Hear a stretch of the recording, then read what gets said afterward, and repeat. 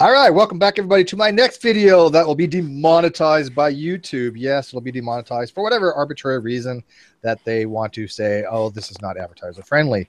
So, by the way, last video that I just did, I know a lot of people were not informed of it. I kind of expected that because I was using OBS. It was kind of a test anyways. If I use OBS, notifications don't go out as if I do it directly like this. So it's one of those other little quirks that if you're streaming, you need to be aware of. Maybe a lot of people aren't getting the notification, but it was on Linux anyways. It was kind of one of those niche type things. I mean, if you like Linux or want to learn about Linux, then that was a great hangout. If you don't care, then it probably would have bored you to death. So this is kind of a different type of hangout. Obviously, this is more of a, hey, what the hell, YouTube kind of hangout, because we're all kind of been hit by the Adpocalypse a lot. I put notifications out to a lot of people. They want to come in and kind of talk about it. Let me kind of tell you guys what the Adpocalypse is, if you guys aren't familiar with it. The Adpocalypse is basically YouTube using a algorithm, a machine, to go and look at a video and tell if it's user friendly, or excuse me, advertiser friendly or not. It is completely arbitrary. There's no rhyme or reason, and it affects channels that have not a lot of views, mine being included, because my collection of videos go back, a couple years, right? So those don't get that many views. And the only way you can appeal it is if you have 1,000 views in 7 days. Clearly, my videos are not going to have 1,000 views in the last 7 days, except for maybe some of the newer ones. So all the ones that got demonetized, which was well over 100 of mine, never going to get unmonetized. I don't know any way around it. So I'm just kind of like asking, maybe how did you guys, deal with the Adpocalypse? How bad has it hit other channels? I know that it's hit Godless Engineer, but Godless Engineer just told me that he got all his back, but his videos are fresh, so he probably will have 1,000 views in the last 7 days. But mine don't. Even my biggest videos don't get that right now. The Hoven video with King Crocoduck doesn't even get 1,000 views per week right now, I don't think. Maybe, but that got demonetized as well. As long as like every one of my videos that has over 10,000 got demonetized. Wait, the Hoven debates got demonetized? Yep, they got demonetized. That's ridiculous. What for? Just because my video with my interview with Rachel Oates, one of the most innocuous people on the internet, right? I mean, yeah, she's a atheist advocate, but I mean, she's unobtrusive, right? I mean, she's not very. That was a great hangout. Yeah, that was. I don't know what would be not advertiser friendly with Rachel, for God's sake. So you can only open up boxes, toys, or maybe fill water into Zerbies and put them on a trampoline. That's all we can do on YouTube now? You're going to have to speak into the mic. Oh, I'm sorry. I say, so all we can do now is open up boxes of toys from companies and maybe fill Zerbies with water and put them on trampolines. Right. And I'm going to be starting That's channel. About it, huh? I'm going to unpack toys. I'm going to speak in a very high, whiny voice. And maybe show my hands. I got beautiful hands I'm not kidding. For a 47-year-old man, I have really nice hands. Like, seriously. So if you do say so yourself. If I do say, you want to see my hands? Dude, they're gorgeous. They're small, petite. I have no wrinkles. Yeah, they're great. I have nice hands. I would be a great gay man. Seriously, just smooth. Yeah, I mean, totally. Yeah. So yeah, that's going to make that's another thing that's going to make this video demonetized, right? Mention anything that's controversial, and the algorithm seeks it out. Is it controversial to say that you have gay man's hands? I don't know. Yes. I guess now it is, sure. Yeah. If you say it in ASMR, it is. Sex, religion, politics. Those three will get you in trouble. And it doesn't matter where you stand on it either. Nope. Either side of the situation gets you shut down. Yeah, but you know what? That's a huge chunk of people that watch YouTube. Yep. For those very topics. Yep. That's what's pretty much not what is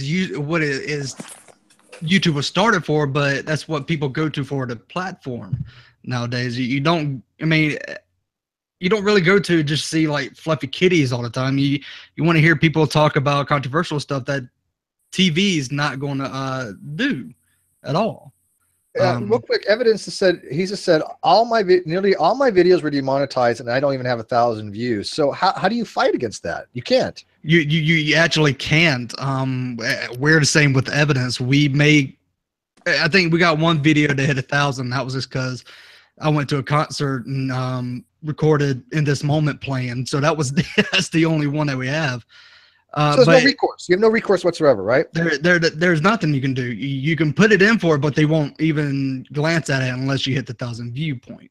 Yeah, and then they notify you that, okay, you've hit the 1,000 views. But of course, if you don't even have 1,000 views on your video, how are you going to get 1,000 views total? Now, people may say, well, if you have less than 1,000 views and you're dealing with pennies anyways, why do you care? Well, because of quantity.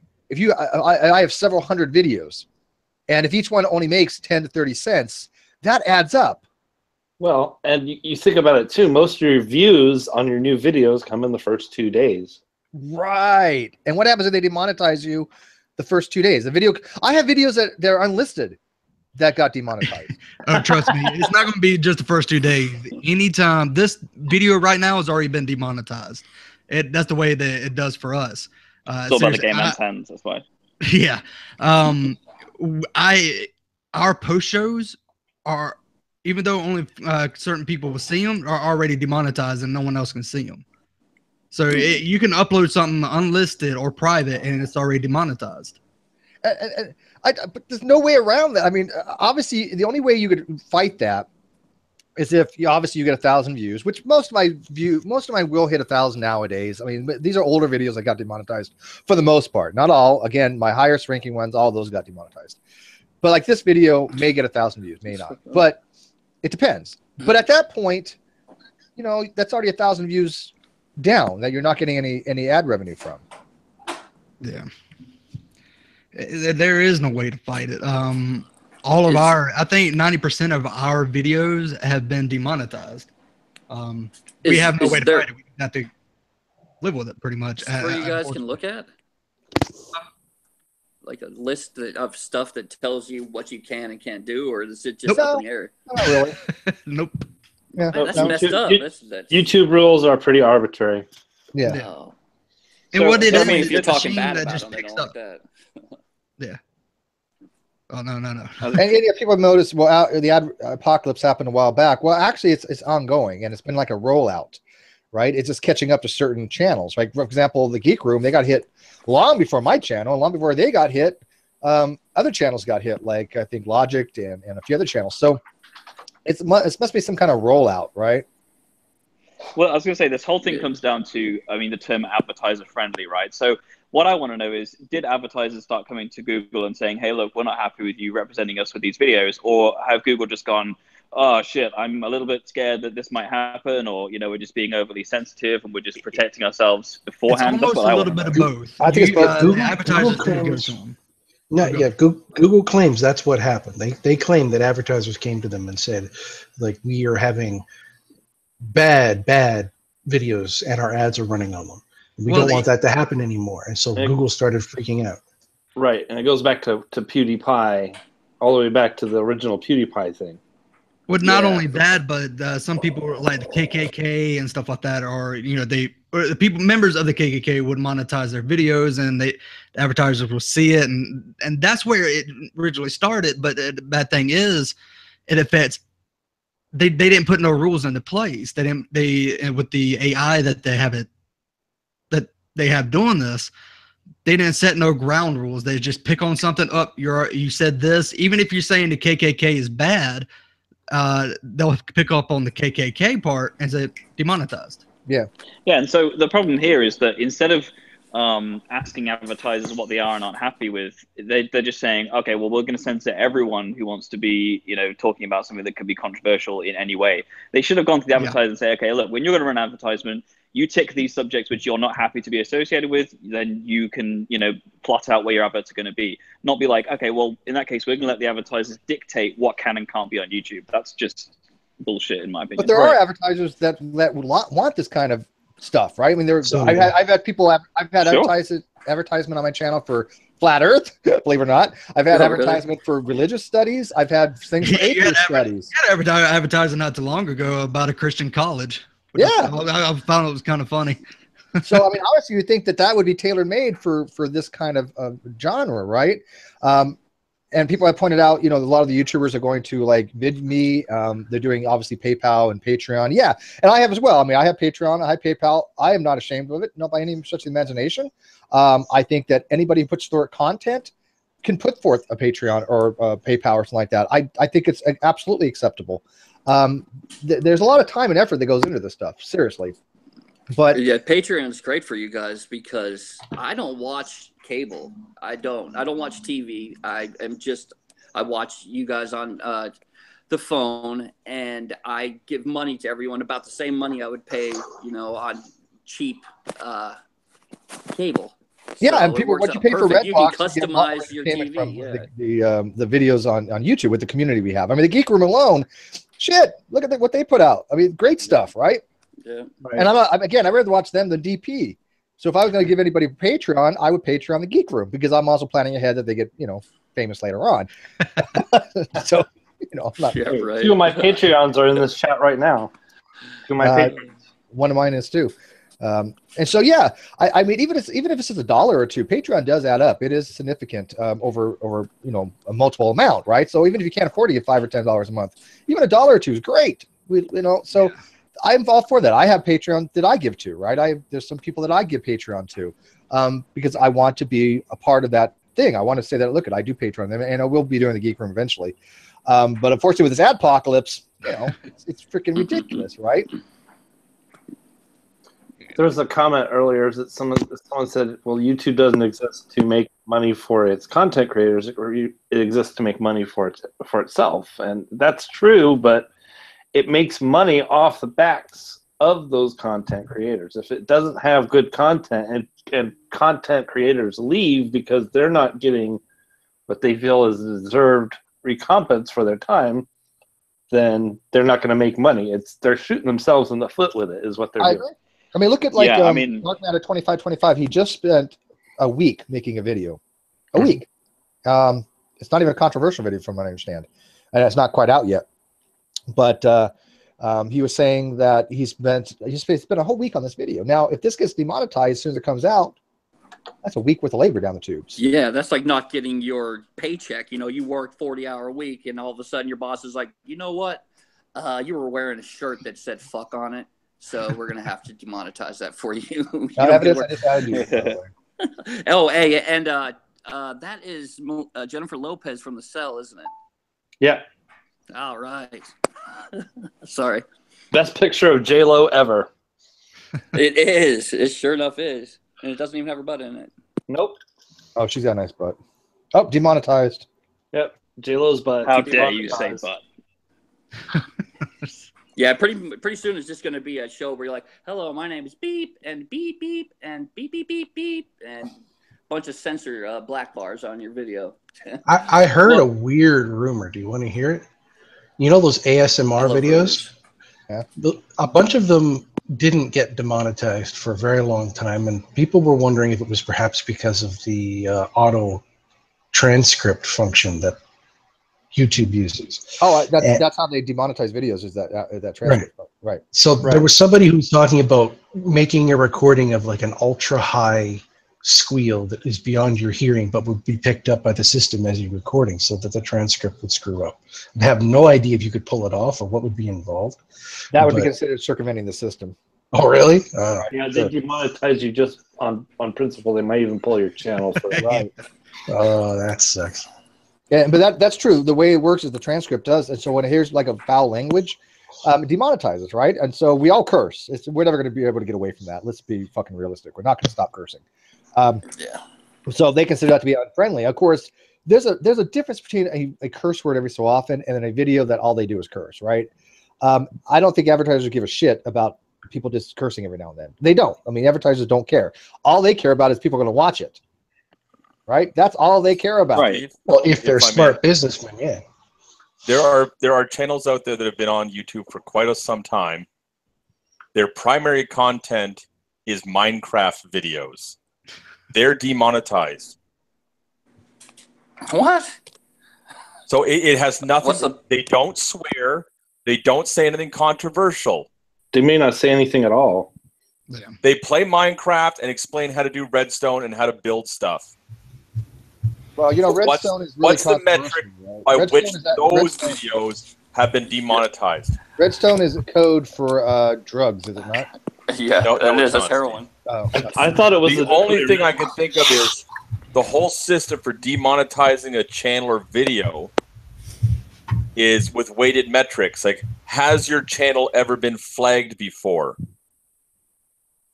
Well, that's pretty Have you silly ever too. received a copyright strike? That's pretty silly too. I mean, those shouldn't be. No, but you understand all of it. All of this comes in. The longer you're on YouTube, the more likely you are to get one of those flags or strikes.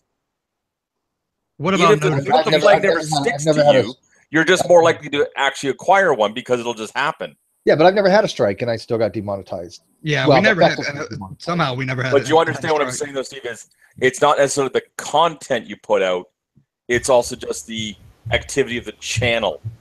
How many? You're getting a weird noise, dude. Oh, I have a fan. I have a fan blowing at me. That's why. Not you. It's Barney, I think. Oh, Barney! I don't hear Barney at all. I just I heard hear a thump from Barney. That's all. Yeah. There's also some. There's a bar in the basement that's playing Friday music. Yeah. Okay. Okay, good excuse. Dum, Yeah. dum, But dum. you understand? It's all those kinds of things you can use. Like, do the videos receive? Does your channel receive thumbs ups? How many subs do you have versus how many views do you gain per video? Just everything. It will use to weight against you to take the monetization away, because I got a feeling that YouTube is tired of paying people. Well, yeah, and they lost several hundred million in revenue. There is only so much to go around, so they do have to demonetize certain things. Apologia says he only had one video demonetized. Oh, it's coming for you, Apologia. So I've seen somebody who has a 30-second video that they put up to announce that they're streaming on Twitch. Demonetized. Well, you can't monetize a 30-second video anyways. It has to be at Yeah, I least think it has to be longer, about 5 minutes. No, but it's stated demonetized. Yeah. Not like they couldn't monetize it. There is no rhyme or reason, right? I mean, again, I had unlisted videos get demonetized. Like, I had videos I didn't even monetized. I only had like one or two, but one of them got demonetized. I never even monetized it. So the thing that's relevant to this conversation is how AI works. Because whenever this conversation comes up, I hear stuff like, oh, it's been programmed to recognize this, and it's been programmed to look at this metric. No, it's been connected to all the metrics. It's been put through probably a convolutional network, and then you get some outcome out. The outcome in the very beginning is random, but that's fairly easily solvable. Like, you can do the first generation AI by one person clicking and saying, okay, that was legitimately demonetized, that wasn't. But after a while, you get to about 80% good prediction saying this should be demonetized based on all of the metrics. The subscriptions, the unsubscriptions, the what? Clearly, that's not the way it's working. It is. No, it's not. And the other thing, what happens is you are somewhere on the fringes of the current algorithm it uses. Every time you ask for manual checking because you have a video that's over 1,000 views, it will adjust the AI very slightly. No, Barney, it's not 1,000 views. It's 1,000 views in the last 7 days. Yeah, so it's there's just 1,000 views in 7 days on most of my videos. The older ones. They don't get that much. They get a few hits there and there, right? Yeah, that makes you irrelevant to the metric. Right. They're literally saying we cannot process this many requests. No, what they're saying is these videos can never be monetized. No, eventually. How?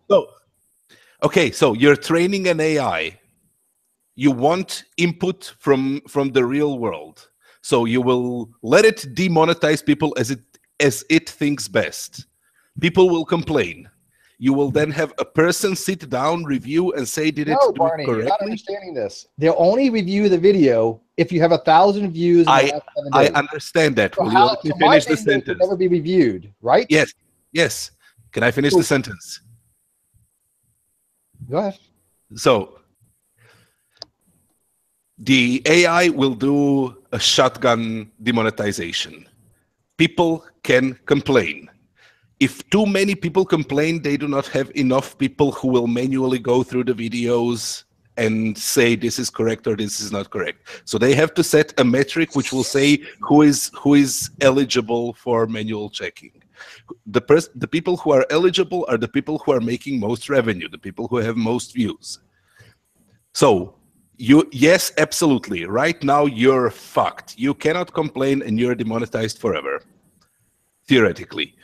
But what will happen is that the AI will get better and better and better and better and better up to a point where it will monetize the correct videos on its own, remonetize, review them. Yeah, no, Barney, I agree with you. I agree with you. That's how the algorithm is supposed to be working. I get that. That's exactly what they've said. Okay, that's literally how they want the algorithm to work. However, in the interim, people like the Geek Room, my channel, and many other channels will have videos that will never be monetized unless that algorithm gets to the point where it can actually recognize that these videos should be. But again, they would have to remove that restriction of the 1,000 views per 7 days. That restriction is not going to be removed anytime soon. Yeah, and you're screwed. That's why it's an adpocalypse. I agree with that. I'm just saying that there are specific, understandable reasons why that is so. Stop eating your mic, Tony. People in the outside chat are losing their hearing because of you, Tony. No, I'm kidding.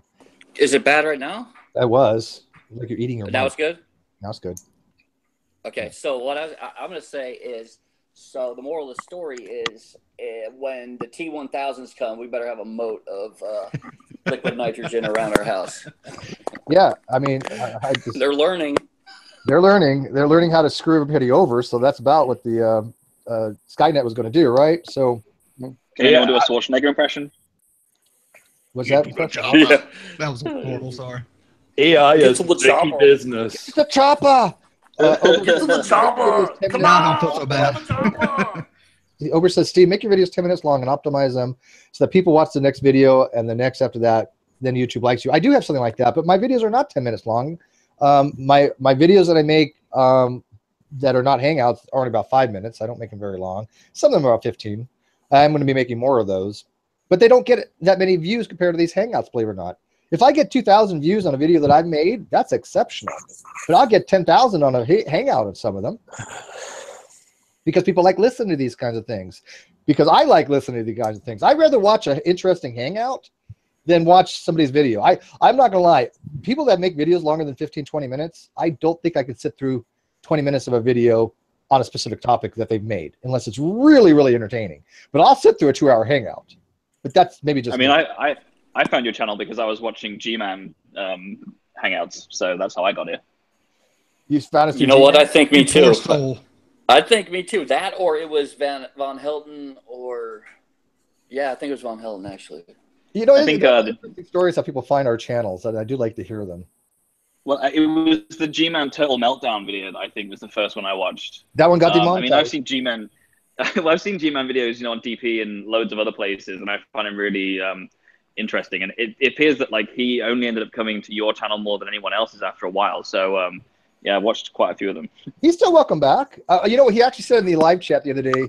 He said, I kind of regret saying I'm not going back to Steve's channel because Hugh Ross is in. I like to talk to him, and I was like, dude, you come in. I was going to invite him in, but then he had to take off. But I'm not saying G-Man can never come into my Hangouts. He most certainly can. But again, he has to maintain the same level of civility that everybody else does, right? He doesn't get special treatment. I don't pull this just the tip as Drag does. And I understand why Drag has just the tip rule. It makes sense. Nothing against it. But I don't really do the just the tip thing, right? I get it though. I totally get it. Just the tip. You like it all the way to the balls, I like it to the root. Yeah. You like that's the definition of indefinitely. Like the balls. There goes his monetization. Exactly. I'm telling you though, if that's going to go on a soundboard. Steve likes it down to the root. But I'm not going to change my content because of this. I want to make sure people aware of this. You shouldn't.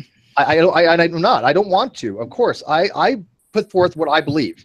I stand by my convictions. I have very, very strong convictions about certain things. I'm not going to play YouTube's bullshit game and change how I do things because of their fucked up policies. And now, granted, it will affect me, but I mean, that doesn't. I'm not going to do the Brett Keane shit. Although I'm seriously thinking about becoming a flat earther. But whatever. And like like others have done, like you mentioned, Patreon and PayPal. There's that, and there's VidMe, and there's other recourse while this is happening, while this AI learns how to not be infantile. So, I mean, You're assuming it will. AI is tricky business. It really is. It's kind of it's like Barney's car. You know, is it a moral agent or not, Barney? Can you prove it, Barney? You know, but anyway. Let me get evidence in here. Evidence, my friend, my fellow being screwed over YouTuber. What say you? Yeah. Do you hear me? We can. Yeah, great. Not to step on anybody's toes here, but Pseudo, you're breathing in your mic. Yeah. I just got to say, first off, I really do enjoy listening to, example, Neil deGrasse Tyson talking about Newton for 15 hours, then listening to a screaming hangout. But that's just me. But to the point where we're talking about monetization, and I agree with you. What do you say? The algorithm? No, what is the word? I'm sorry, for what? Oh my God! I just get like charmed by your the algorithm. Oh yeah, you mean algorithm? Thank you. That is a very hard word to say. Algorithm. Yeah, we don't care what you say. We just like listening to how you say it. Evidence. No. I want to hear you say. You know. Anyway, okay. I have bought a Yeti mic. It's very expensive. I've bought a GoPro video so I can so I can film the nature and stuff, and I put them on my videos. And I've bought the Premiere Pro editing system, but I cannot do that and expect either people giving me money for it. And it's easier for GM to just turn on his camera while working. It's so crazy that he works and do this, and then talk for 15 hours straight. It's very hard to do this and animations, and you have to put this you photoshopping pictures and all this stuff. It takes time for me too, but I cannot expect my viewers to pay me for it. I do that freely. Oh, so well, I of course. think Yeah, that is a point that was missed when you say, nobody expects anybody to pay for anything. These are all, volunteer. That's the greatest thing about Patreon. It's completely volunteer, right? Nobody gets forced to be a Patreon to somebody. If they want to support the channel, that's what's great about it. They can. That's why I support certain channels. Yes, of course. But you said it takes time to make this video, but you're not right. But my point you're not forced to make the videos. But you're not understanding what I'm saying. Evidence. If somebody spends a huge amount of time on a video expecting there to be a certain amount of ad revenue on that video, which has always been, now they're not getting that. Now I agree, a lot of people still make videos because they enjoy doing it. That's definitely true, but there are people that don't think the time cost of investment is worth it because they can do other things maybe to actually make some revenue, right? They can go to VidMe or go to other sources, Twitch or whatever, and that way they can actually do things they enjoy as well and get some revenue stream from it. Correct? Yeah, sure. But the entire idea that, okay, I joined YouTube, I have 0 subscribers, and in 2 years I will make a living out of it. That is kind of weird because then you sort of lose this touch of what you're supposed to be doing from your inner heart, and I mean you do it for free will, and I mean I don't think anybody's gonna make a living off of it. None of us are making a living off of it. I mean, but like the Geek Room, they do what they like, they enjoy it.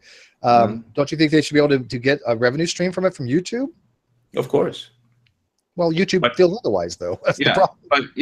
But you cannot expect it. I mean, either you don't have the views, or you're talking about the wrong topic, or you're wearing the wrong T-shirts, like someone says. And I can understand that if you curse a lot, or if you appear nude in some way, or something strange like that, then some people won't have their ads on your videos. So that's perfectly fine with me. You cannot expect the YouTube to behave the way you want YouTube to behave. But it's so arbitrary. I've had hangouts that were so innocuous, or videos that are very innocuous, and they get demonetized. There's no rhyme or reason behind this. I think it's basically completely arbitrary. I know there's an algorithm that's supposed to be putting forth this stuff to say, okay, this is unacceptable. What they really originally was targeting, though, they're targeting people trying to shill for various hate groups, right? Trying to get people to join them. That's what these things were for. Let's be realistic. That's what they were against. Yeah, it is, and I've seen OnlyPrank change the picture on his videos, and they get monetized and demonetized when it does that. I watch Secular Talk, for instance. Now he uses, when he says there's a bombing in Syria, now he uses the O with the 2 dots over. That is actually a Swedish Ö. So he's changing how he writes his title just to get it monetized. So we have to use funny spellings and which nobody will ever be able to search. A lot of tildes. That is strange, yes. Yeah, so very strange. So we're basically, so basically if you want to have a new channel, then you know what, don't use foul language, don't use search engine things that people would actually look up, right? I mean, that's kind of defeating the purpose of YouTube. Don't be a human, pretty much. And that goes back to what topics are actually controversial. That could be anything. It's like a slippery slope right there. But David, why would advertisers care if a topic is controversial? If they're smart, like I think Carrie said, all they give a shit is somebody's watching it. Right, all exactly. They care about. They don't want to be associated with certain topics. But nobody in their right mind associates them. People know, first of all, people are not stupid. Okay, they do realize that there's an echo, like I can hear right now. I think it's David. Yeah, David. You got an echo. Sorry, let me see if I can fix that.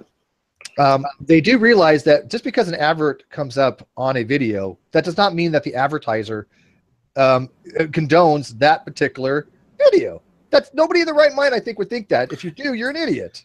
Yes, correct. But it's hard for me to find some good reference right on top of my head. But suppose you're making a video about rape in Syria. If you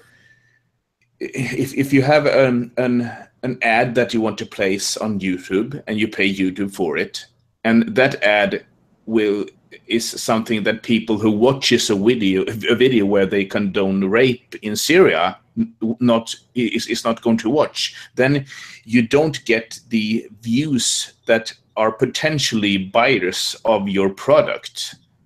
It's kind of hard. Hey, evidence. What if we make a video about the history of canola oil, and we have to mention that at one time canola used to be called rapeseed?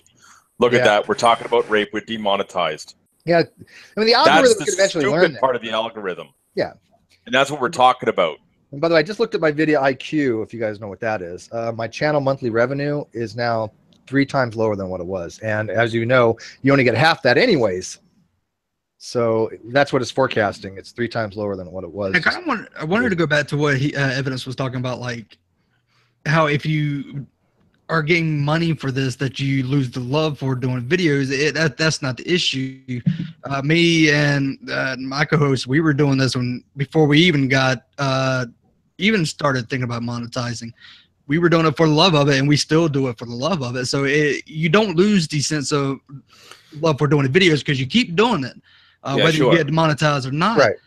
Yeah, sure. But okay, to be fair, I would like you to misinterpret me correctly, because I do not say that as a general term. I said it is a possibility, and it is a warning flag. Okay, and let's say that you used to make a lot of money from YouTube, and they changed the algorithm, blah, blah, blah, like that. Okay, algorithm. Okay, thank you.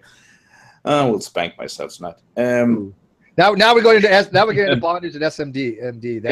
Now we definitely demonetize. Thanks the monkey. Yeah. So okay, I used to make a lot of money, and now they changed these settings. Okay, and then I have to change my videos so to keep making money. That is a possibility. That is not a generalization. That is I just raised that as a warning flag. No, I agree. And by the way, I also just noticed that my average daily views is down by 2/3 as well, which makes sense because when you get when the video gets demonetized, it also goes off the recommendations. No, you probably lose views because I'm in the Hangout. But yeah, That's true too. Yeah. But you know, I know your channel well. You know, let's consider YouTube as a working place, and you are the employee. I mean, you have to abide to the rules, don't you? Well, nobody's saying that we don't have to abide by the rules, but the rules are ridiculously stupid. Yeah, and they change it so not much. Really a groundwork that you have to go by. They're not. They don't go and say you can't talk about this, this, and this. They just say don't do this. Like, I mean, I guess. I mean, I'm not exactly sure, but I mean, there's no really groundwork. With an AI, there is no set of rules. It's a learning thing, so it's changing its rules as it learns. Basically, and it will affect everybody. It seems arbitrary, right? Yeah. I mean, that's the thing that people need to take away. Like Apologia, he hasn't been hit yet. He will. I mean, I've had people that weren't hit yet. They got hit. I think everybody who's ever done a video on any of these topics, they're eventually going to get hit. I think it's a Jesuit construct. Excuse me. But I mean, I just don't know what we should do. I mean, obviously, there's nothing. Geeky Room and I, we're channels are screwed for ad revenue. We're done. There's no possible way we could ever recover. Even if we have new videos out, they're probably going to get demonetized, or if not, there's just not enough. I can't make videos every day, right? We can't have. I don't want to have hangouts every day. That would saturate the Great Debate community. It would saturate my channel. That's not what I'm interested in. I've tried that. I didn't like running the 24-hour hangouts. I didn't like having hangouts every day. I think that 3 times a week is perfect because, you know, you have good content, people want to listen to it. And of course, there's other channels out there I want to listen to. So I don't want to be doing this all the time. But, you know, when you go down 2/3 on your views because YouTube's not recommending your videos, that's a substantial decrease. Now, to a big channel, like I'm losing quite a bit, obviously, but to a big channel that actually makes something off the revenue, can you imagine what they're losing? I mean, we're not talking hundreds of dollars anymore. We're talking thousands of dollars. Yeah, DP's losing money. Yeah, and that's when you rely on people who help support you through Patreon or buy T-shirts and stuff like that. Right, and I get that, but that only so much, right? The people, my Patreon right now are people who've been with me for a very, very long time. I have some new Patreon, and my Patreon list is public. I have it on the Great Debate Community website.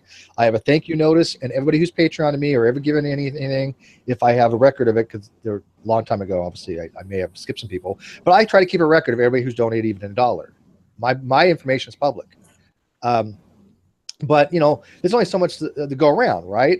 You know, I love the Geek Room. I advertise for them. I love Rachel Oates' channel.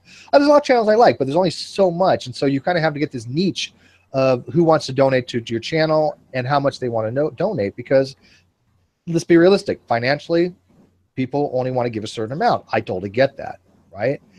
So it's hard to get new people in, and that's what I've been trying to do. I'm trying to build the Great Debate community to get new people in. If they find the Geek Room to be more advantageous to what they want to listen to, right? They like that style, they're going to Patreon to them. I'm not going to get any Patreon out of it. That's fine. Perfect. But, you know, it's all what you like to listen to, I think. Yeah, you're probably correct that larger YouTubers lose a lot of money, but I still think they survive above the surface because they have this product placement and they have this special ads. Well, they do have what's called affiliate programs, and they do have their patrons are much higher. Their patrons are like, you know, $1,500 to $2,000 a month is some of the bigger names get on Patreon, right? And even some of the really small channels you wouldn't even imagine, they get over $1,000 Patreon a month. Oh my god! I mean, TJ's on $4,000. Yeah, some of these flat earther channels are ridiculous. Right. And while you're in their live chat, they will give like $100, $50. I saw one. So like, what the hell? Together. Okay, that's it for me. I will retract whatever I said. I'm opening a bank right now. Yeah, we don't listen. Oh my fucking god! Are you fucking kidding me? $100. Okay, I can do that.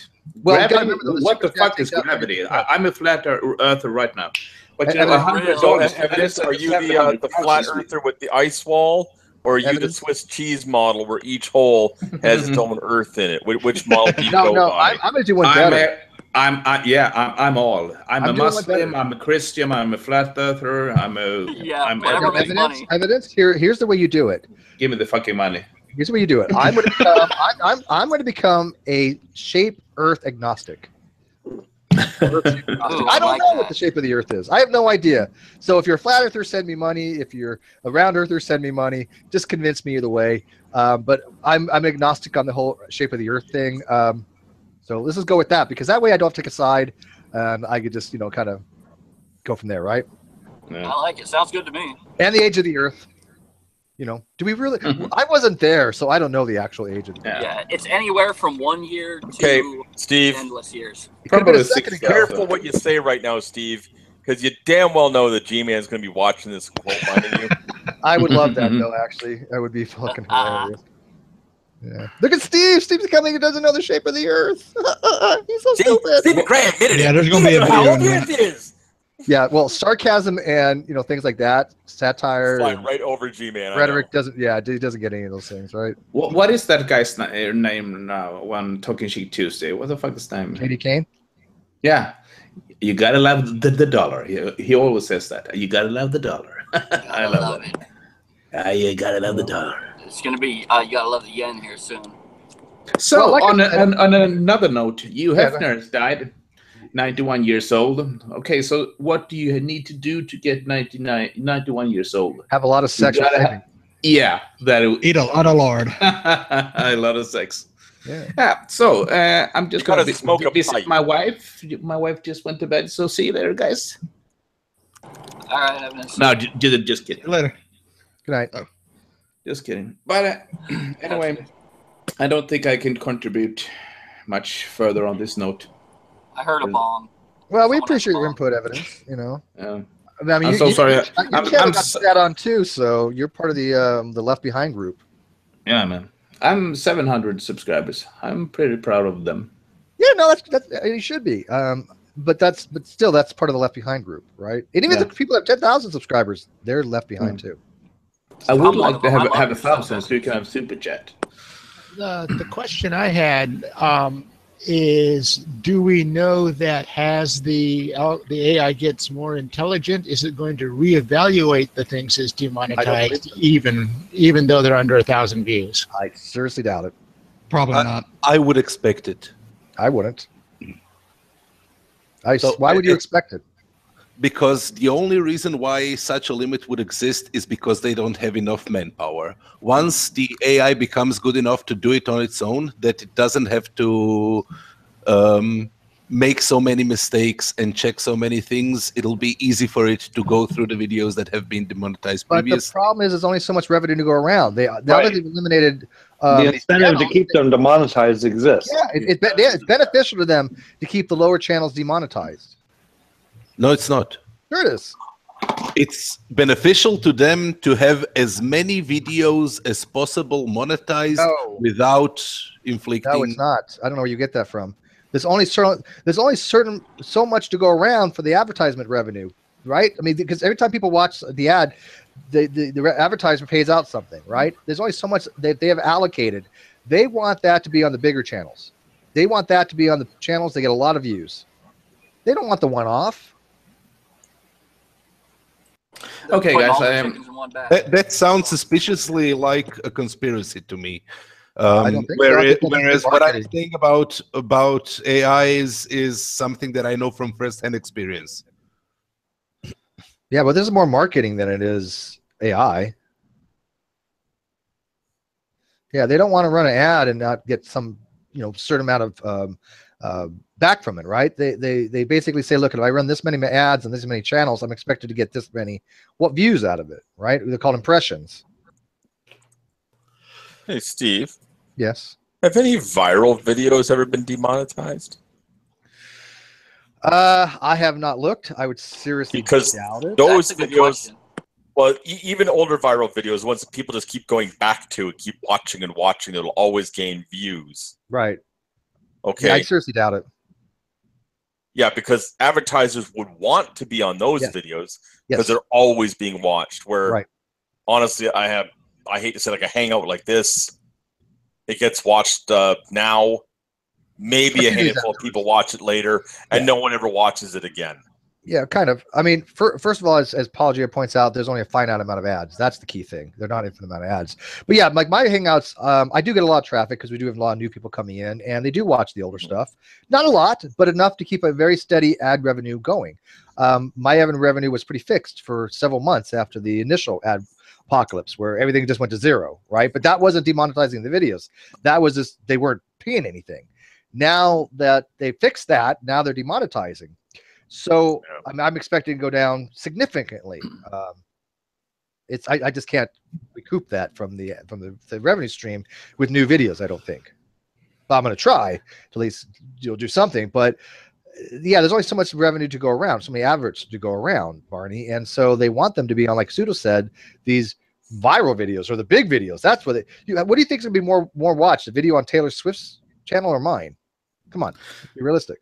Yeah, I just gotta say I have to go. I thank you very much, Steve McRae, pleasure, my friend. and all the others. I will go to polish my video about the Dragon G-Man debate, and I will just leave you with the perfect pronunciation of algorithm. Ooh, that was nice. That was good. That was very good. Thank you. Real nice. Sweet. Yeah, That's like me trying for guys. years trying to figure out the word pedagogical. Right. Oh, I don't know why pedagogical was a very difficult word for me. I don't know. And drag hit a hard Take care, time, guys. but I don't know why, but it just is. So I agree with the idea that there is a limited amount of ads, but if that was an issue, then they wouldn't be losing money through the apocalypse, and they are losing money through the apocalypse. Well, they're losing money for there is a certain amount of views that they have to support through hosting, through delivery, through traffic, through bandwidth, through processing time for encoding and all of that. That's expensive shit. If you've ever tried to make your own video website to host that, it's stupidly expensive. Yeah. Okay. Yeah. They're giving you that for free because you're getting them views that might not be somewhere else. The true value is not in the amount of views, it's the amount of unique views. It's the amount of unique users that will come and see an ad. We're already assuming that. We already assume they're unique views. I mean, that's a given, right? So you watch an ad more than once, they don't pay out on that. Yeah. That's only once. So that's why that prevents somebody from watching a view, over and over again. They don't make anything off that. So if you're just going to go for the big producers and the big channels and try to boost them as much as possible, you will lose certain amount of audience that doesn't follow them.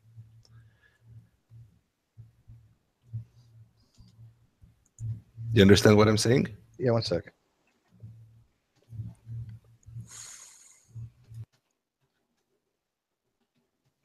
Yep, people are messaging me on Twitter here that they're like, doesn't hurt to review them all, and I'm going to try. I'm actually going to. I've actually got some of them done, but I mean, to do over 100 videos takes time to review. I mean, that's a lot of work to go through in each one. I'm not going to do it in a single sitting. So, but Godless Engineer said, I've had videos with less than 1K get approved, so maybe there's a chance. And Godless Cranium says, doesn't hurt to try.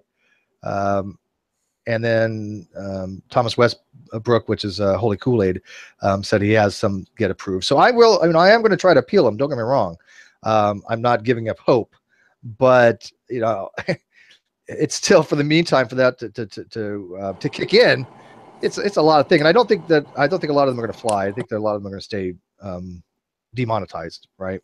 I just hoping my bigger ones, like the Ken Hovind one, that's huge. That's 23,000 views. Hey Steve, how about if one of your videos gets demonetized, you tweak and take out what you think got it demonetized? Can you put it back up, or once it's demonetized, it's gone? I don't think that'll fly. Well, I think what happens is I think your channel gets on a blacklist of sorts, and then every time you upload something, the algorithm takes a quick look at it.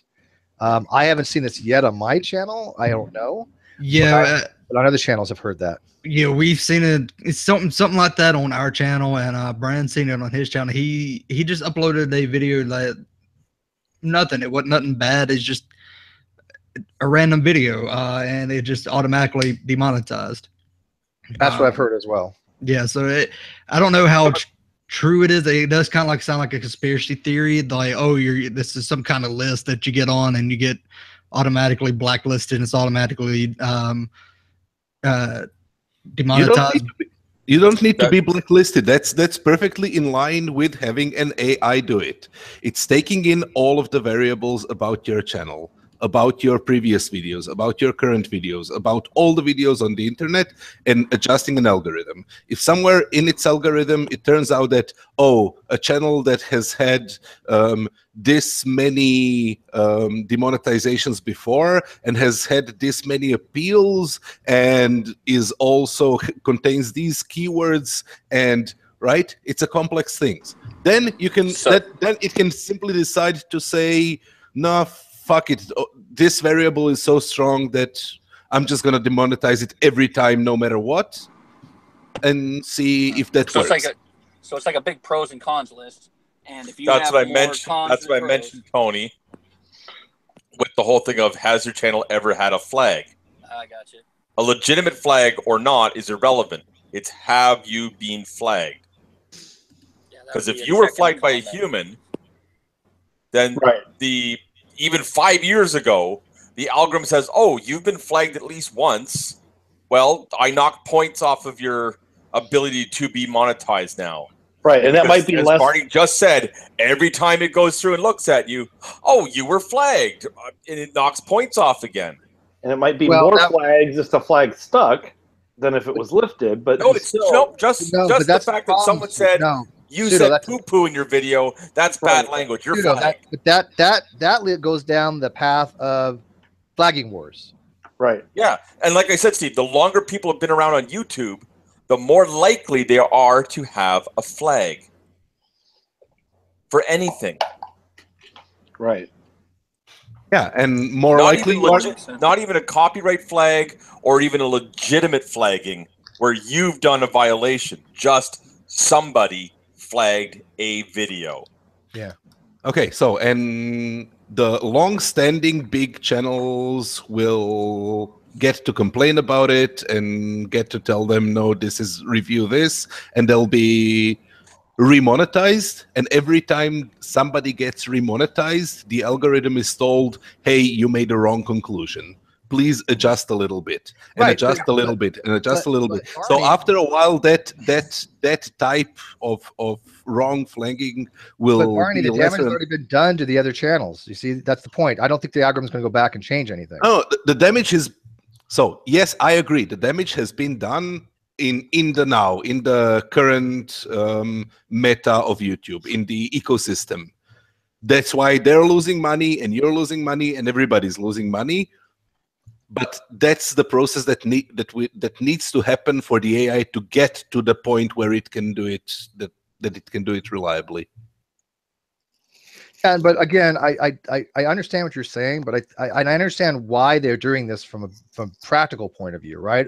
It's not like YouTube's doing this arbitrarily for any other reasons but to benefit them and their advertisers. But at the same time, I don't know if they're looking at the long term, because the smaller channels now, they're not going to be able to survive. Newer channels will not be able to survive. It's just, how can they? They're not being promoted, right? They won't be shown as recommendations. Yes, and there will be a huge extinction event, literally an extinction event. Well, that's what they've been saying, right? A lot of the channels will die, but eventually you will get a new equilibrium, a new ecosystem, and the new small channels that come in after that will be able to live and survive in the new ecosystem. Yeah, and that ecosystem also includes the stuff like Patreon and other crowdfunding. Yeah, I think that's the objective, but I think you're being overly optimistic. No, hold on. Barney has a point here.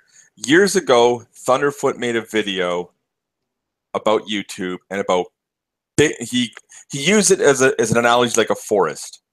The big channels are the big trees. and they're taking up all the sunlight and resources. Anything new, all the new growth can't get a shot at it. Because the way YouTube worked and how you got promoted, I believe at the time was based on subs. How many subs you had. So really big sub counts on a channel meant you got promoted over somebody else who was much smaller. Yeah, it's kind of like the song "The Trees," right, by Rush. Yeah, and there was a bit of a die-off there too in that period. I like the Or Fat Family. when they changed the focus from your sub count to your view count and interaction, then a lot of those big channels died off because they were just simply based on subs, not based on their content, not based on their views, not based on uploading content. They were just, everybody was subscribing to them. So what's going to happen, do you think? Okay, we obviously know that some channels are leaving or at least making less videos. I know, for example, Onision got rid of all his channels except for one, which I think was a really stupid idea, but he went to a pay format on his channel, which I think is absolutely ridiculous. Wow. Yeah, he got are butthurt we because a worried lot of about people Onision? didn't come back. Yeah, that was one of the dumbest things I've ever seen. But whatever, I never liked his channel. I never watched. I watched one or two of his videos and said, "This guy's a fucking moron. I can't stand him." But anyways, I think he made a stupid mistake. But whatever. But some of the other videos they're going, or content creators like going like to VidMe and stuff like that, and other sources, I don't think that they could survive that way, but they are going to try. And somebody pointed out, like Tyler said, look, if the larger channels leave, smaller channels are going to try to fill in those niches. I get that, but they're not going to be. They still have to get by this whole Adpocalypse, right? And if they're not being promoted, then they're never going to get to a certain threshold where there's a sustainability to make content for them. Agreed. And that's the concern. Here's another sad thing too, Steve, is with what Evidence said about going out and buying a nice editing suite, cameras, microphones to do a quality video, opposed to simply just making a video using your phone standing beside some rain barrels in your car. What's easier? Well, yeah, no, I agree. What's more cost effective for you? I totally agree. I hate the phone videos myself. So that means, yeah, if this is true, a lot of people who do make videos that you'll see later on as old channels die off are going to be some idiot yelling at their phone for 15 minutes. Opposed to somebody who sits down and takes time to actually produce content that's watchable. But who wants to listen to a fucking guy? I don't even like car phone stuff. I don't like those. It's the car theists and the car atheists. But you understand what I'm saying then? Yeah, I agree. You're going to be watching people making phone videos rather than somebody who actually sits down and makes something akin to a television show that you can actually watch. Right. I mean, there are a lot of YouTubers that do have that quality. Obviously, like the Living Dinosaur, Apologia. Who else has good videos? Well, you get the idea. A lot of the Minecrafters that I watch, their stuff is they have a story, they have a narrative they tell. They actually use within the limits of the gameplay itself. They actually do establishing shots and different editing tricks to tell a story. I totally agree. But I'm not that all takes time. A gamer YouTuber, right? I don't want to. I've played some games, but it's not my thing. Right on YouTube, people. Yeah, but I'm not looking at just what you're doing, Steve. I'm looking at what everybody on YouTube is doing. Right, I know, but it will affect everyone, right? I'm agreeing with you. Right but now I'm just looking at what Barney's doing. He's playing Minecraft. Yeah, but I mean that's just not my style. I don't want to have a gaming channel. I could if I wanted. No, but you understand. I'm going by what I'm familiar with of what I watch on YouTube. Yeah, like Dark Matter 2525. I mean, he has high quality stuff. Takes him several days, if not a week, to make a video, right? But he relies on that ad revenue. Mm-hmm. I mean, I'm sure that's where too, but this is going to turn into the next phase of YouTube, which is going to be the stagnation phase. Because, like you say, when the big ones who can't make money anymore will disappear, and the small new starters won't be able to sustain themselves by putting extra time into videos, it's going to stay the same, and you'll end up with so many genres and subjects disappearing that YouTube will just be like a real narrow street, and it'll be really boring, in my opinion. I agree with you. And I mean, these other rad revenues, like like Patreon. Patreon is great. Don't get me wrong, but it's a little bit of a revolving door. People have different financial situations. They change the amount. They stop watching because of whatever reasons. And when a person Patreons me, they at least tell me, and they give me a reason. Like one of my biggest Patreon person demonetized or stopped Patreon because I want to give him a spanner. Okay, fair enough. But Really? I'm not. Yeah, Really? yeah, really. Because you wouldn't give them mods. Yeah. How dare you? Well, actually, That's no. kinda- Well, let me rephrase that.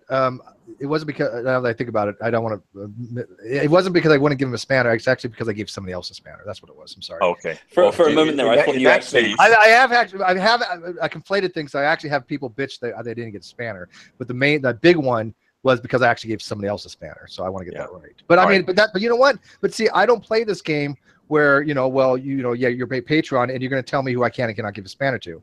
It's not worth it to me, even though it financially affected me. I still have what I like to believe a code that I go by. Yeah. Right. And so I will give a spanner to any damn well person I want to give a spanner to. And I do go through every few months and I just basically take out all my spanners and then I kind of give them again. And the reason I do that is because it gets bloated and I don't want to see a sea of blue. So I only have like 5 people maybe that always will get a spanner. The rest, I just bring it back in time. And so if you come back one day and you don't have a spanner, it's something personal. People know I do this. I do this about 2 times a year. And at every year, I actually get rid of all my block list. Did you guys know? But there's a reason for this. So don't go, what is my spanner? There's a reason why. Because if not, I just every year I have a sea of blue. It doesn't really look that good. When you said someone wanted a spanner, I thought you literally meant they wanted you to ship one to them, like as a Patreon pick. No. Hey, I want a wrench too. Send me a blue wrench, please. No. I'm going to remember. I'm I'm going to actually remember that. You got to go, Wolf? Yeah, I got to go pick up my son from daycare. All right, thank you, bye-bye. Wolf, and I appreciate your feedback on this very much. I mean, I'm glad that you're you're there with me, right? You understand this extremely well, so I appreciate. Yeah, it makes you want to beat your head against the wall, but there's not much you can do. Unfortunately, but thanks again.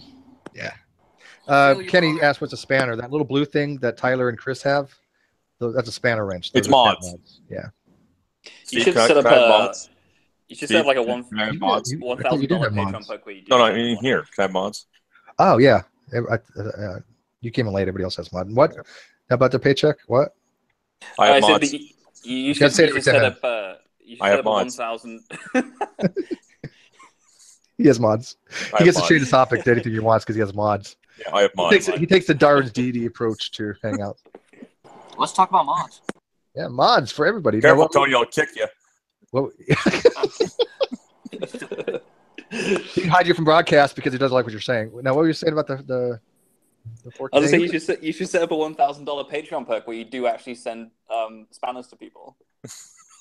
No, see, I don't want. I don't think that's right for people to get special privileges, except for maybe some hangouts. Like, obviously, if I have a guest and there's a Patreon that wants to join, I'm far more likely to have that happen, right? And I think that's fine. There's nothing wrong with that. So. I like what you and the Geek Room did with the Patreon, because the rewards are, yours is basically, hey, I just need money. Basically, that's what it is. Yeah, no, I've never had any bones about what my Patreon's for. I try to get in good guests. I try to have great conversations. I'm building the community. I've never made any bones about it. And if people want to donate, great. If they don't, they're not obligated to. If people bitch about it, they can fuck off. I mean, I think it's crazy not to donate. I think that people bitch about Patreon and PayPal and all that. I don't care what they have to say about it because they're not my Patreons. My Patreons, I look at what I look at what I would spend on cable, and I look at what I would spend on cable, and I'm like, do I like that person's content? I look at the Geek Room's content, and I said, heck yeah. Exactly. Is it worth $6? Is it worth $6 a month? Shoot, I'd spend more than that to get HBO in the past. So yeah, it's worth $6 a month to me. So I spent $6 a month, and I think that's great. There's a couple little perks, like some extra shows that they do that, and they don't make any bones about that. They're like, hey, yeah, this is what you get for $6. It's extra stuff, but you don't have to do it. You put out the cool stuff. And my Patreons get to pick topics a lot. They can get presentations on things. Patrons messages me all the time. Hey, Steve, can you have a topic on this? I'm going to go out of my way to have a topic. If a Patreon, right, tells me they want to have a hangout on that. That's part of the conditions I have. $10 or more, especially. You can pick any topic you want as long as it's something related to, GDC, or at least. And he'll take you to Sizzler too for $10. You know what? I'll give you a reach around as well. So, yeah, but I mean, people that are like, oh, this is e-begging and whatever. Like I said, I have no time for them. I don't care what they have to say. My Patreons are important to me. I talk to them and communication with them quite frequently. If they enjoy the content, great. And I Patreon other people as well. So, because I enjoy the content, right? Right. Nobody's obligated to give anything. So I think this whole narrative, oh, well, people are, using PayPal and Patreon, blah, blah, blah, blah, blah, blah. Well, whatever. This is YouTube. I don't see a problem with it. It's like, I don't give anything to Brett Keane, right?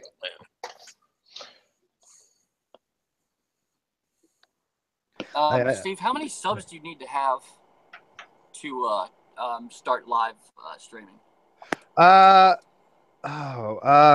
don't think you need any certain amount, because I can live stream. I've got 11. Yeah, it's not the really? stream. How do you do it on your phone? Your Get phone? a better phone. Yeah, get a better phone. I don't know what to tell you there. I've never had a problem. But it's 1,000 subs to really monetize and get super chat and all those other stuff. I just want to do live hangout. I just want to do that with any amount of subs. Pop on my phone and right. Yeah.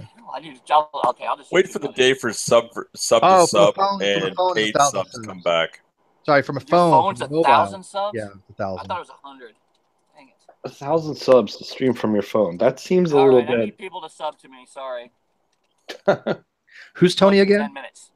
Yeah, I need 1,000 subs in 10 minutes, guys. Well, what's funny is we got people subs. Let's see. Mel the Scientist got 100 subs from being on. Rachel Oates got, I think, a couple hundred. I know Paul Gia got a couple subs from his first appearance because he had like 100. So people do get subs, and that's great. That's one of the things that I wanted from this just channel is people can come on, people get introduced to them, they can tell them about them, to other people, and other people talk about them, and then their channels blow up. I think that's awesome. And I can predict it too. I've said, like, the beginning, Paul Gia was going to get 10,000 subs pretty quickly. Right? I made no bones about that. And because he's earned it. He has a great channel. I love his channel. I can't say enough good things about his channel. Well, he puts in the effort. Well, he's got skills, right? He's got video skills, right? Well, yeah, he's got the skills, and he puts in the effort, and that shows. Yeah, he's got mad nunchuck skills too. I want to make more. I want to make more videos, like regular videos, but the reality is they don't get that many views compared to. I like your best of. That was like, I love that one. I watched that like 4 times so far. I like the best of 2, actually. That was so good. It was great. I need more.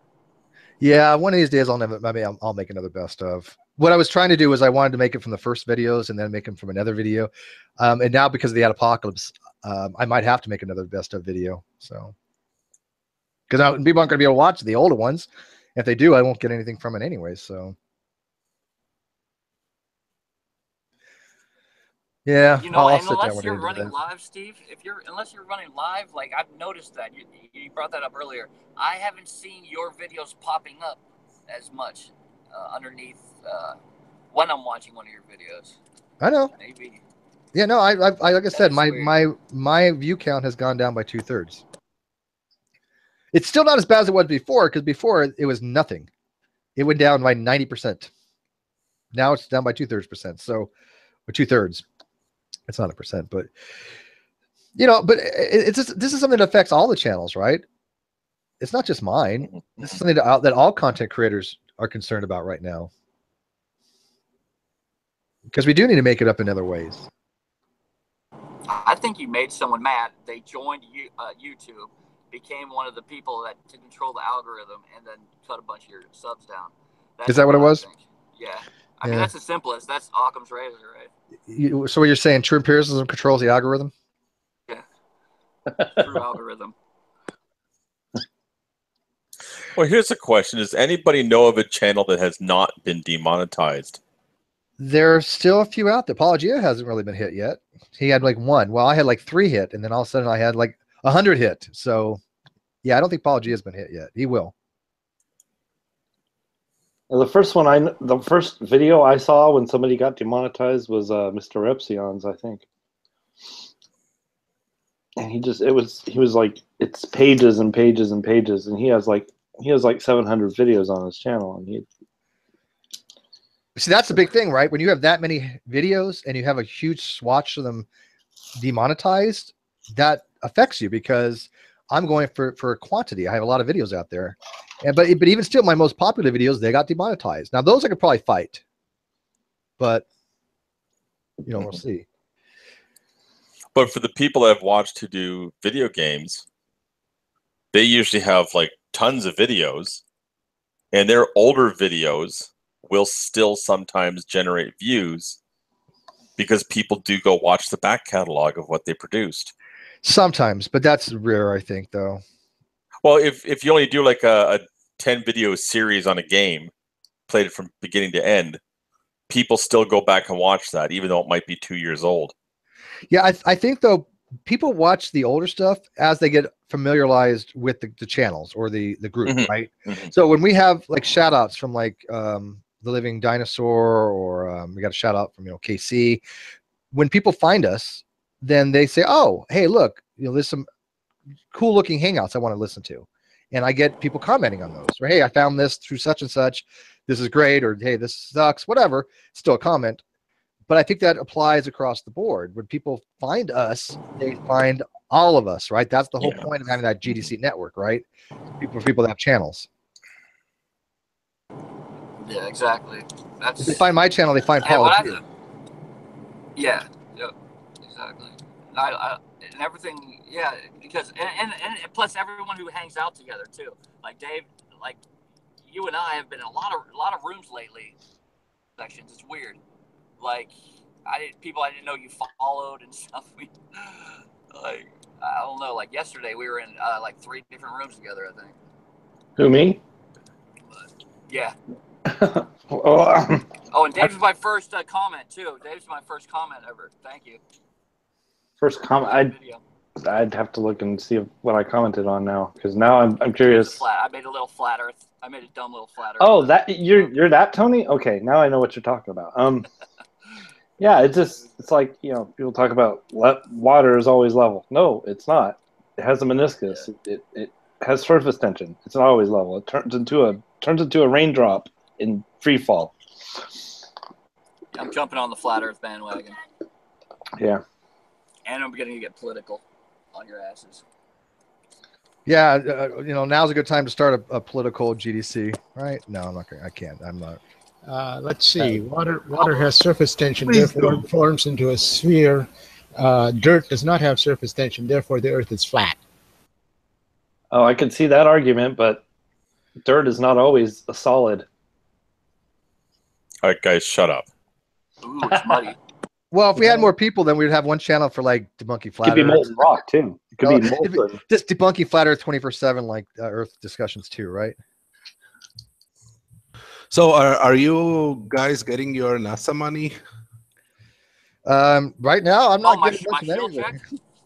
Yeah. My shield check is coming in. I haven't seen my shield check yet, but I'm expecting it any day now. I'm just happy if Illuminati doesn't have me whacked. That's the only thing I'm concerned about. It comes in between, like the little stamp things in the publisher clearinghouses. It's in between. They're folded. Oh, they hide it. Okay. I gotta go back and double check that. Yeah, I hate that publisher clearinghouse. How many times I thought I won $1 million? Every time it comes. Yeah, it's like damn. Yeah. You may have. Then I just end up. You may have already won it. And on the internet, how many times I've won an iPhone? You're the winner of a brand new iPhone. Congratulations! You're the 1,000th million person on this. Yeah, he's like, yeah, okay, sure. Yes, that and $500 Walmart gift cards. Oh, I love the gift cards thing. Yeah, you won a $500 gift card. Just send us $500 and you can get it. I just caught. I got called by quote unquote Dell technical support, and they actually had the service tag off my Dell. They had the number and everything, which is kind of disturbing that Dell leaked that information. But I found out, yes, Dell did have a leak, and but this guy was very much a scammer. And I had everything set up, I had everything running, and then I realized after he hung up that I had forgot to start streaming from OBS, so I missed it all. Oh man, I've been watching those I like kids. those There's a group of kids. They're like 13 years old, and they will call the Indian scammers and and take over their computers. Well, Yeah, I tried. Just Spooky Bed Hair came into to the chat while I was doing this because he's been trying to help me set up my OBS and so forth. And it's it's a process, as anybody can tell you, the first time you start playing around with live streaming. And but anyway, I tried to call, but there was nobody there. All the numbers I have are defunct. So yeah, I've watched some of those e-scammer videos. They're actually pretty cool. Yeah, well, they are good. it's fun because you get to sit there and you don't care if they trash the machine. It's a virtual machine. You can just clone a new one. Yeah, well, that's why I know how to use a VM. I did my last hangout on Linux, explaining how basically use a VM system. That's what they do, right? And it doesn't really matter because you're sandboxed. Right. They call it. They remote into that VM. They can't tell it's a VM for all intents and purposes unless they look at some very specific things like drivers, and most of them aren't intelligent enough to do that. They just do some stupid stuff like run netstat and show you the event viewer and show you running services and do a dir tree and type some stuff in the background so it pops up on the command line when that tree is done running. Oh, you're full of viruses. You know what is a virus? And then they try to run Sysky on your computer and lock you out. Well, go ahead, run Sysky, buddy. Yeah, yeah, exactly. It doesn't really care on a VM machine. I don't care. And plus you can run a script that if they try to do a Sysky, then it blocks that. No, I just record it. I just record it with Wireshark, and I can see the password they type. It's very easy. I can do that too. Yeah, I mean, there's a lot. I've watched them do a lot of different ways, and I find it interesting, to be honest. So it'd be to how they actually get these scammers. Because if you get a warning, let me explain what people may not know. I think everybody watches this probably does, but if you get a warning message saying that your computer's been locked out, the FBI has frozen your system, or that Microsoft has detected legal activity or unauthorized activity, and has shut down your system, and you need to call this number, it is 100% of the time a scam. 100% of the time, without fail. Especially if they ask for money. They'll say, no, not especially. It's anytime you get any of that stuff, it's a scam. There's no especially. It's just every time. Yeah, every time. Every time. If I can actually get a hold of one while I'm recording, I'll share it to the great debate community. Say I got one.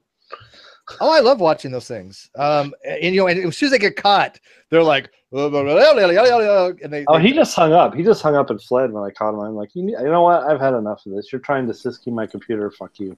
Yeah. Well, we're getting a lot of views doing that now too. Tim Osmond's doing that a lot now. So, yeah. But I thought, can't they tell that you're on a VM? Well, I mean, some of them kind of catch on. You could do things to kind of get around that, like you could go to the registry of it and change the name of things that say they're VMs, like devices that say it's a VM device, to something else so it doesn't look like a VM. And you can make sure your virtual machine VMware tools is kind of hidden. Make it so the screen size is an actual screen size from a real machine and not some random thing because you resized your window, that kind of stuff. Yeah, but most scammers are not going to go through all that. And you could probably tell by, like you said, the screen size. But the main thing is that what they try to do is they basically just run, what's the command that they run? A tree? Yeah, they run the dir command. If you know anything about DOS. Yeah, right, a dir tree. Directory tree. Directory tree, which basically they run that from the root. It just takes a long time to run. It's literally scanning the directory of your entire hard drive, which in a modern operating system takes a couple minutes to scan all that stuff, even on a solid state drive. So while that's running, they'll type something in the background, or they'll stuff it into the keyboard buffer somehow, like cut and paste on their end, that you've got some kind of error message. And the first thing that happens when that tree is done is it pops up with that error message. Sometimes they'll even go so far as to have it change the color of the text on the screen. Yeah, because it goes in a buffer. So let's say they have a pre-generated error message that they have. They cut and paste that, which is better than typing it in, because they're typing, but you won't be able to see it. But if you do a cut and paste, as soon as that directory tree gets done, that error message will pop up. and it's just basically what they typed in, and then you're like, oh my god, whatever they did, because you don't know shit about computers, you think that there's something wrong with your system, and so they prey on people that are not familiar with like DOS and stuff like that. It's not even a real error message. It's just whatever they typed. Yeah, I mean, they really do prey on people that are the elderly, because I know elderly people don't know much about this stuff. Like my mom would totally fall for this. She doesn't know shit about computers. And that's what pisses me off, because it's, my parents are kind of that way, and I can see them falling for this, even though they're not stupid. But Steve, yeah, I know somebody in Perth, Australia, who you may be familiar with, who actually fell for this. Really? Because I know it has to be the same. I only know one person in Perth. Yeah, that person's very smart, but I'm not going to name the name. Oh no, they're not a very smart person, but they did write a book. Do they own an attraction in Kentucky too? I honestly think you want to sit down calmly, take a stress pill, and think things over. I don't know who you're talking to. Side chat, inside side chat. Just don't read the name out. Okay, I don't know who that is. No, I don't know. They're on YouTube, and they've actually fallen for this, and they also use Red Panda. Oh, is that somebody who comes around my channel? That guy? They haven't been around for a long time. Oh, okay. But yeah, Red Panda is your virus software that's written by the Chinese government. Yeah, and Kasparov is written for Russian infiltration, right? Kaspersky? Kasparov. I thought it was Kasparov. Oh, that was Kaspersky. Yeah, well, it's written by a Russian company, but how? It's Kaspersky. Kaspersky, yeah. Kaspersky. Kaspersky. Yeah, I don't think they're really. How connected it is, no one really says. They say they're not. I don't. But Red Panda is written by the Chinese government, that. And it's the only virus software you can use in China. Wow. Wonder why. I love it that you call it a virus software, not an antivirus software. Yeah, it's very telling. Gives you a virus. That's virus. It is a virus. It's a Trojan horse type. Yeah. It's Red China. Big surprise? No. Okay. Oh yeah, Kasparov is a chess champion. That's right, Gary Kasparov. Yeah. That's where I heard it from. That's what I knew the name. Yeah. Wow, you talk about one Russian, you talk about them all, right? I don't know the difference. I don't know. Yuri Gagarin was pretty notable. Let's see here. Just looking. He was all right. No, but you do get that on video, Dave. Let me know. Like I said, I'm really, really. I love when those scammers get all pissed off and they don't get what they want. It's just, I don't know. It's kind of there's a German word for that. I can't remember what it was, but there's a word. Schadenfreude. Yeah, is that? Yeah, how do you say it? Schadenfreude. Schadenfreude. Yeah. How do you guys know that? By the way, not Freuder. I don't know. Freude. How do you say it? Freude. I don't speak German. I just know Schadenfreude. Schadenfreude. Schadenfreude. Oh, that sounded better. Fuck off, Steve. Just fuck off. First of all, how do you know that word? It's a description of somebody who takes pleasure off the suffering of another. Yes, that's what I'm saying. I know the word exists. I can't say it because I just know random shit. But how do you guys know that word? It's not very common. Because I know random shit. Yeah, Suda does know random shit. Ich spreche Deutsch bitte. And you speak German, David? A little bit. All right. I mean, it's just not one of those things common. That's all. I was deployed to Germany for a year and a half, and then not deployed, but stationed in Germany a year and a half, and I was deployed to Macedonia. Not even less Slavic, so don't try. Barney, watch this one. Steve, what's a schnisselpunk? Is it sexual? Could be. Can it be? Does it go in your butt? No, it does not go in your butt, Tony. Anything can go in your butt. That's not. No, this definitely does not go in the butt. You try hard enough. Anything can go in your butt. Wow. I'm not speaking from experience here. Just FYI. You have to be very specific here. Yeah. What is great butt kegels. So what does it mean? I gotta know what it is now. What is it? Yeah, tell us. We're on edge. It means like shaver's bench or whittler's bench. It's used for woodworking. Oh. You see the guy sit on. He puts his feet on a lever, and then the top piece pinches the wood to hold it. Well, that was I had the word wood extremely in it. disappointing. I had to do it wood. It had to do with wood. You're close. We were close. But it does not go in the butt, Tony. You know what gets me is like people's last tried? names. People's last names that you know are German, but you don't think they know, or maybe they just don't realize what a ridiculous last name it is. Like Fierstein, for example. Last time I looked, that loosely translates to fire cup. Like Josh Fierstein? That goes with him perfectly. Firestone. Yeah. Fire cup. Well, I'm sure all. No, that would be Stein. Oh yeah, you're right. It's Firestone. That would be Fire Cup. Otherwise, it's Firestone. It's Firestone, right? Yeah. I have noticed one thing though. Given our hangouts, given enough time, they always, at least at some point, talk about the butt. Always. That's because you keep inviting Tony. Clearly, he brings it Well, up. it always has something to do with something going in or out of someone's butt. Yeah, and it's anybody with the letter T. Tommy, Tony, anybody with the letter T. Come on now, you just put my name after his name? Yeah, starts with a T, right? Talk about the butt. It's got to be Tommy or Tony. That hurts deep. Or it's Tyler. alphabetical, Tony. Relax. Yeah, that's alphabetical. Oh, That's okay. how I did it. That's a deep burn. All right, guys. Well, I don't know how much longer we could take this. I do appreciate the fact that people want to talk about this Adpocalypse. I see that a lot of channels have been affected. It's not just mine. But I hope YouTube does figure out the algorithm. I am going to definitely fight all these. Hopefully, it's not as a huge impact as I was expecting it to be, because right now it's 2/3, which is substantial. And of course, as soon as I mention this, Renee comes in and starts talking about anal sex. Okay, Renee, she's in the live chat talking about anal sex. Now I have to keep this open for another hour. Just talk about that. Oh yeah. Speaking of streaming rights, apparently Nintendo banned it. You can't stream any Nintendo games. Oh, that's been for a while. No, that's for a while. Nintendo games do not. Yeah, they will flag your channel if you stream Nintendo games like Mario Brothers and stuff. Remember back in the day, they had that chip in their cassette where you couldn't copy it or something. They had like some special chip in there. Yeah, well, they've always had a special chip, even with the original NES. They don't want you touching their shit. Nope. Yeah. But anyways, I am going to end this. But Dave, thanks a lot for everything, and of course, the rest of the people that joined here. I do appreciate the Patreon. I do pay somebody PayPal me money the other day for rum and coke night. So as soon as I get to the store, I'm going to be spending that money on rum and coke because I'm a little That's off why the I diet now. Patreon you, Steve, is for rum and coke nights. I know. Yeah. A lot of people like the rum and coke nights. I do as well, but I was on a diet, so what can I do, right? But I'm going to have actual rum and coke coming up here very soon.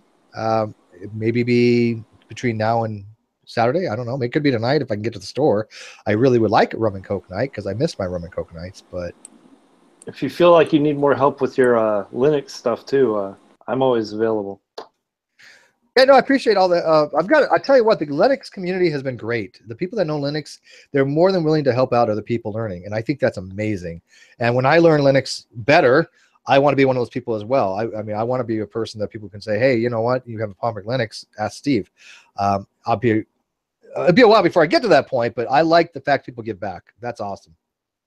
Yeah, well, I I helped out Look a Pig with a hardware problem, and he's kind of like interesting because he doesn't like you tell him to build a cable, he doesn't use a crimper and the cable ends on the cable. He just hacks into the middle of an existing cable and cross wires it.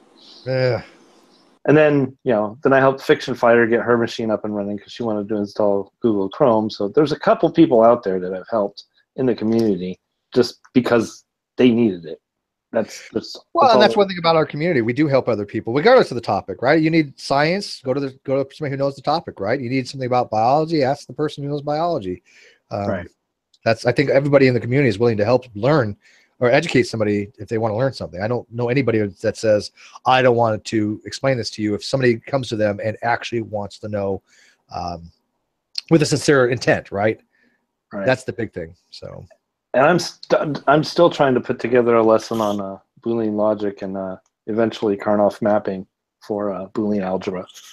So yeah, we got to do more math hangouts. People like those as well, but we will. Maybe the math hangouts will get flagged. Maybe. Yeah, you're right. Yeah. Just don't say logarithm or anything. I didn't know calculus was controversial. My other channel nothing's been flagged yet, but they only have a couple hundred views, so it's not like it's you know, on the radar yet, I guess. Yeah. Let's see. By the way, Dustmeister88, long time no see, my friend. Dustmeister88 has, God, he's goes back years on my channel. If you guys don't know who he is, you probably won't recognize the name. But it's good to see you, my friend, in the live chat.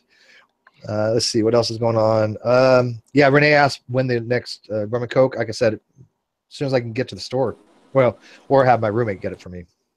I don't go out. Give there a message.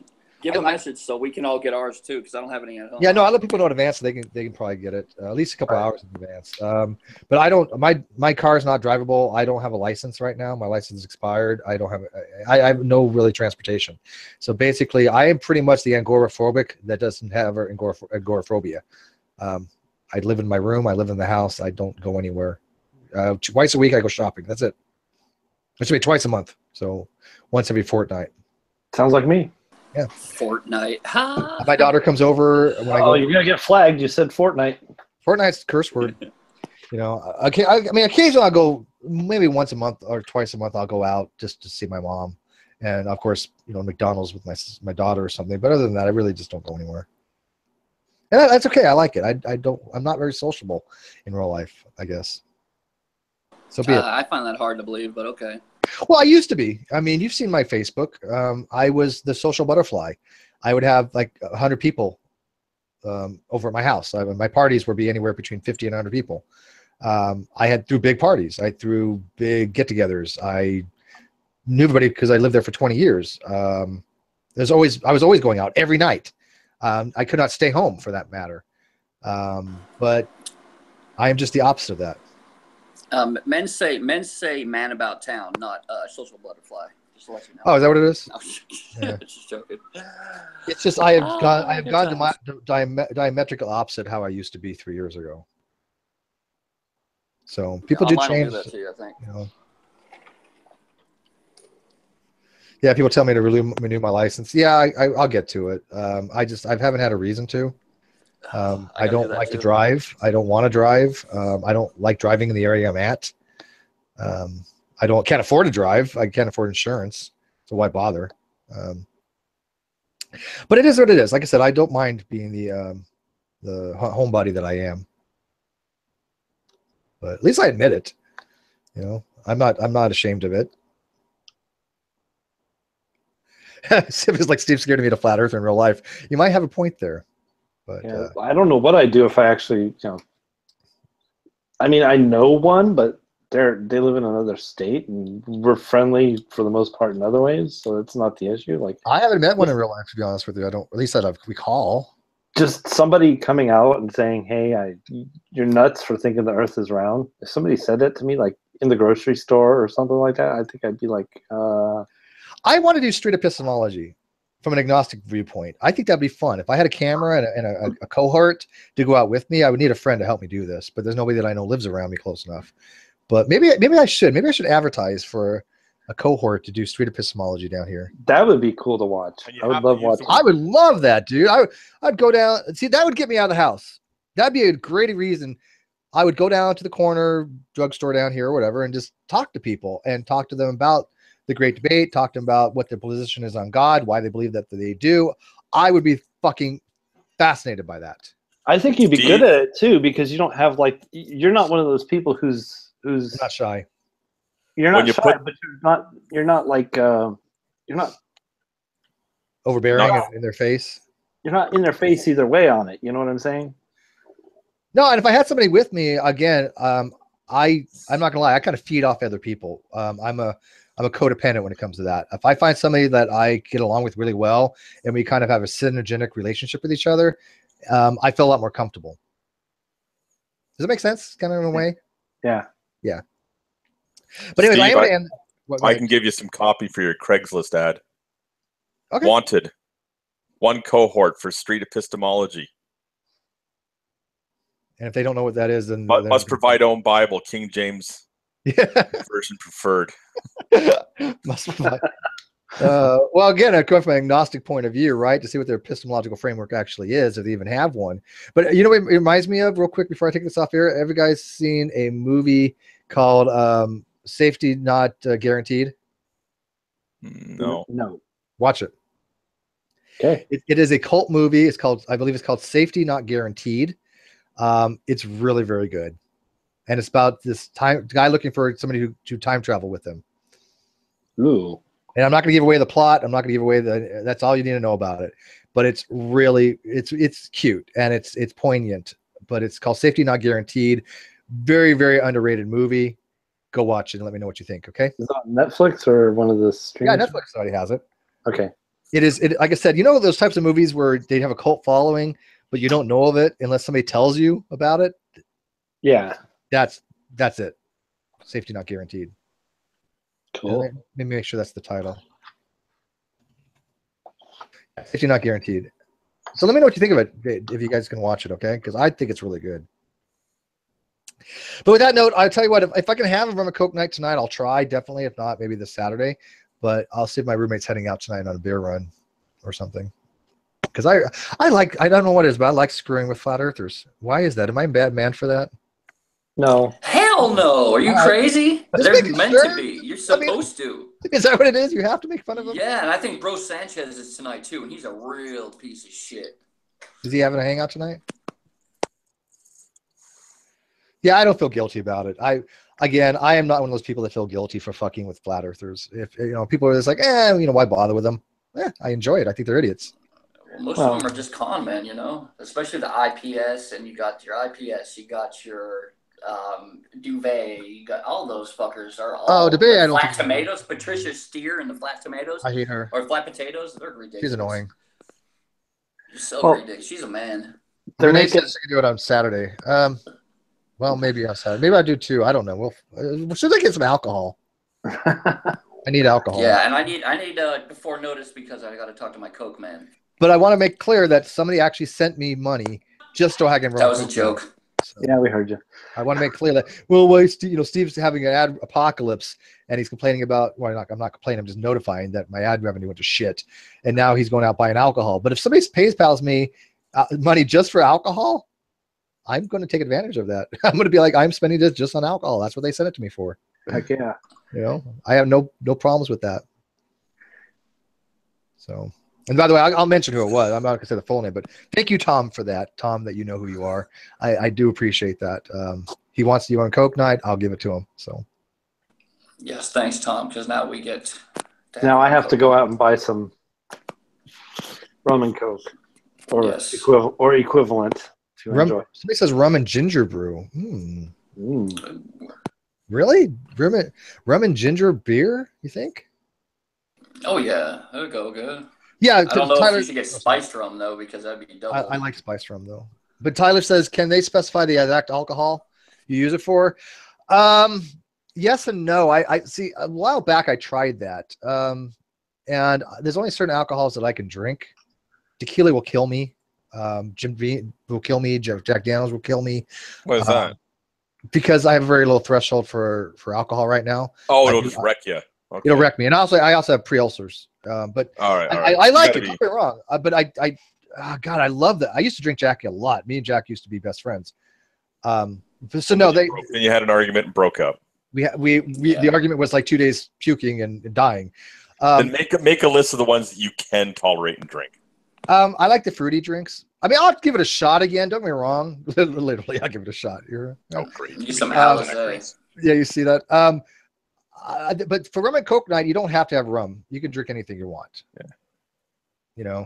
But if somebody says, "Look at Steve, I'm gonna give you $10 to go try this certain thing," I'll do that. Right? I do spend the money on what people give me it for. I think that's kind of rude not to.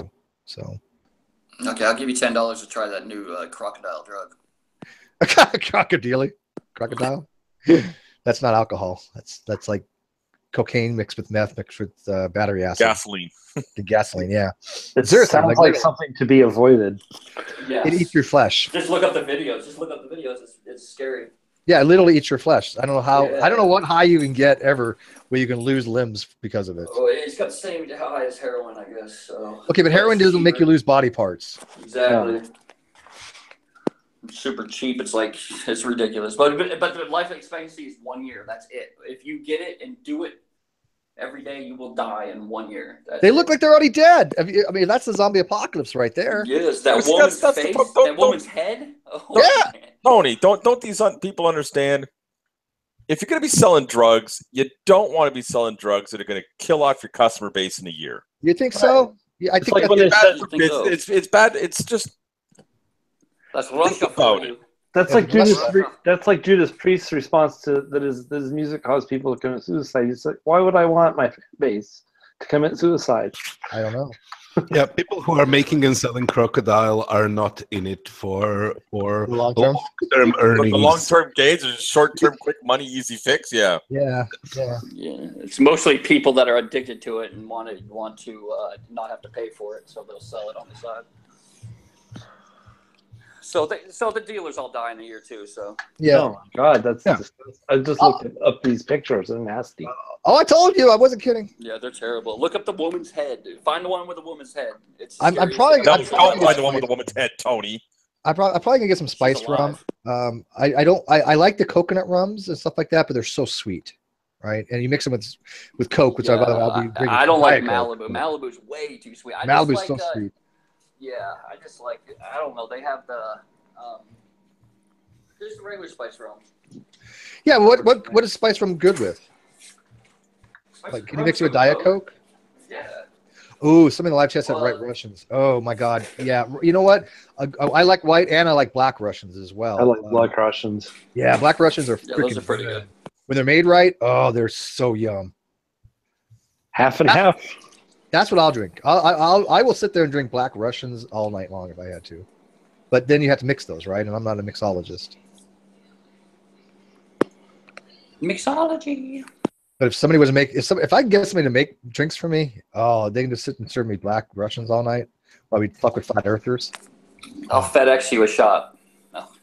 No, I need somebody here. Maybe Renee will go pop by. Renee, come on over and make some black Russians for me. Of course, she's in Europe right now with her old man, but whatever. I think you can get some black Russians on the back page of Craigslist. Oh, back page. Yeah, they got black Russians and white Russians there too, I think. Oh, Do look whatever at you Steve. want He's, to. he's being racist. That's not the kind of Russian Steve is looking for. Yeah, Steve wants black Russians over white Russians. He's racist against white Russians. Right. No.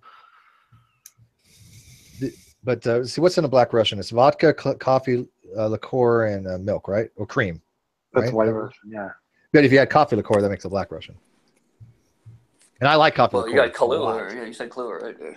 I don't think it has to be Kahlua. I just think it has to be vodka. Well, I always thought a Black Russian was vodka and Kahlua. But a black Russian is vodka and coffee. Then you can add Kahlua to that. Yeah, I'd hope not. That tastes like crap. All right. But vodka and coffee? The vodka and Talk to you later. But that's what a Kahlua. black Russian is. Then you can add All right, Kahlua. But no, I like black and white Russians. Oh, so Renee's in the States now? Oh, Renee says she's going to come over. She's in the States now. Hells yes. Yes. You know what? I tell you what, Marie. Renee makes a mean sandwich, which means she makes a mean drink. Right? Because she is a professional sandwich maker. Goes hand in hand. She's a sandwich artist. Sandwich artist. Yes. Artesian. She knows how to please her man with a sandwich. We've discovered that's one of her skill sets. Sandwich.